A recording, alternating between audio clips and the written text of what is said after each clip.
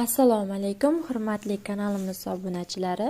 Bugun sizlar bilan begoniya gulining parvarishi haqida batafsil gaplashamiz. Begoniya guli tropik o'simlik bo'lganligi uchun optimalniy harorat bu gulimiz uchun qish va yoz oyida doimiy bir xil harorat, ya'ni 18 gradusni tashkil etadi. 18 gradusdan past bo'lgan harorat va yuqori bo'lgan harorat bu gulning parvarishiga jiddiy salbiy oqibatlar olib kelishi mumkin. Masalan, 18 gradusdan past bo'lgan haroratda bu gulni sovuq urishi, yuqori bo'lgan haroratda esa barglarining to'kilishi va zanga o'xshash dog'lar hosil bo'lishi va begoniyaning gullashi kechikishi mumkin. Bu gulimiz aynan o'rta mintaqada joylashgan o'simliklar turiga mansub bo'lib, doimiy ravishda teng yoritilgan xona va tik quyoshdan pana qilingan joy hamda o'rtacha optimalniy 18 gradus 18-20 gradus bu uchun juda ham yaxshi harorat hisoblanadi. Bu gulimiz uchun ortiqcha suv aslo mumkin emas. Ortiqcha suvdan bu gulning ildizlari chirishi va tanasi ko'p suv yig'ib olib, bu gulning tanasini shalpayib qolish holatlariga ham olib keladi. Shuning uchun bu gulimizni sug'orishda e'tiborli bo'lishingiz kerak.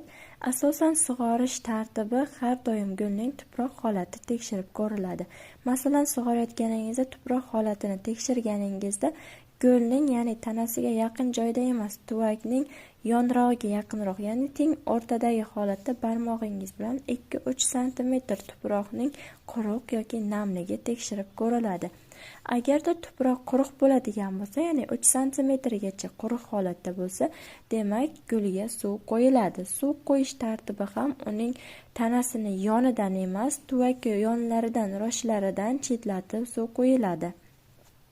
Va kam-kamdan bitta joydan doimiy suv qo'yib turilmaydi, chunki bitta joydan oqib borgan suv yon atroflariga yoyilmasligi mumkin va bitta joyda ko'lab qolgan suv gulning ildizini chirishiga olib keladi. Bu gulimiz uchun sprey ayrim turlariga mumkin, ayrim turlariga esa sprey mumkin emas. Masalan, qaysi turlariga mumkin, qaysi turlariga mumkin emas, bularni ham batafsil aytib o'taman. Sprey qilinadigan gullarning tanasi, ya'ni tanasi, barglari tukli, tikonchali bo'lishi kerak emas. Chunki agarda tanasi, barglari tukli, tikonchali bo'ladigan bo'lsa, bu gulni aslo sprey qilmaysiz. Hattoki nam salfetka bilan ham artib yurmaysiz. Chunki uning tikonchalari yoki tukchalari to'kilib qoladigan bo'lsa, bu gulga zarar yetkazishi mumkin, kasallanishga moyilligi oshib ketadi. Barigi tukchali, tikonchali bo'lmagan gullarga esa bemalol sprey qo'llasangiz bo'ladi. Ayniqsa begoniyaning shunday turlari gullagan vaqtda sprey qo'llashda ehtiyot bo'lasiz. Uning faqat barglariga va tanasiga suv tushishi kerak. Gullab turgan guliga suv tegadigan bo'lsa, gul birdaniga qurib qolishni boshlaydi va o'zining go'zalligini yo'qotib qo'yishi mumkin. Bu gulimizni ko'paytirilishi esa begoniya asosan bo'g'onchalari, ya'ni yoshi katta novdalardan o'sib chiqqan yosh novdachalarni olasiz, ya'ni bo'g'inlaridan kesib olib, uni torfli yoki perletli tuproqqa ekib qo'yib, ya'ni oz qaviy tuproqqa ekib qo'yib, teplechka hosil qilib, bemalol gulni ko'paytirsangiz bo'ladi. Teplechkada gulni ko'paytirishda asosan tagidan sug'orish ishlarini amalga oshirasiz, ya'ni gulning ustki yuza tuproq qavatidan emas, uning ostidan sug'orilish ishlarini bajarasiz va teplechkada gulni kuzatib turasiz. Har kuni teplechkani ochish mumkin emas. Teplechka tomir yoygunga qadar ochilmaydi. Uning ichidagi kislorodli havo chiqib ketsa, gulning tomiri yoyib tez ko'payishi biroz kechikib qolishi mumkin. Shuning uchun teplechkani tashqi tarafdan kuzatib turasiz. Bu gulimizning ko'paytirilishda yana oson turlari, ya'ni ildizidan o'sib chiqqan novdalari orqali ham bemalol torf yoki perletli tuproqqa ekib qo'yib ko'paytirsangiz bo'ladi. Begoniya guli uchun eng asosiy tuproq unumdorligi bu unumli, ya'ni oz qaviy tuproq hisoblanadi. Tuproqning tarkibida perlet, torf, vermikulit bo'lgan holatlarda bu gulimiz juda ham yaxshi o'sadi, rivojlanadi.